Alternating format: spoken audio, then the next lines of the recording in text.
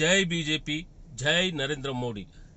ఈనాడు భారతదేశ వ్యాప్తంగా పీఎం కిసాన్ యోజన కింద రైతుల యొక్క ఖాతాలలో డబ్బులు జమ చేయడం జరిగింది.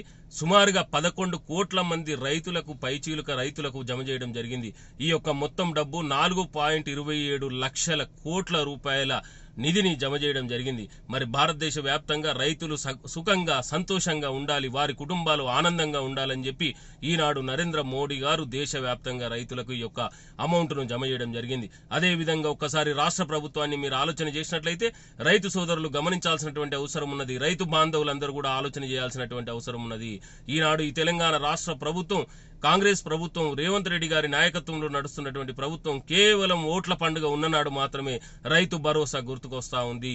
మరి ఒక్కసారి తెలంగాణ సమాజము, తెలంగాణ రైతాంగము, తెలంగాణ మేధావులు, తెలంగాణ సబ్బండ వర్గాలు, మహిళా రైతులు అందరూ కూడా ఆలోచన చేయాల్సినటువంటి అవసరం ఉన్నది.